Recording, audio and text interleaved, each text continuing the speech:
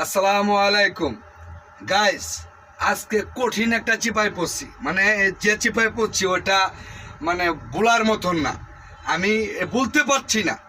কারণটা হচ্ছে আমি চাতিয়া এলাইছি, এখন আসে না আমার দিকে। গেছে কালকে বৃষ্টির জন্য ঘর থেকে বের হতে পারছি না, এদিকে অফিসের টাইম হয়ে গেছে। তো কি করব, পাশের বাসার এক ভাবির ছাতা নিয়ে আসছি। পরে নিয়ে আসার সময় উনি বলছে যে ছাতা যেন না হারায়। এখন ছাতা নিয়ে আসলাম, ভালো অফিসেও গেলাম, আমার কাজ সারলাম। এখন সকালবেলা উঠে দেখি ছাতা নেই।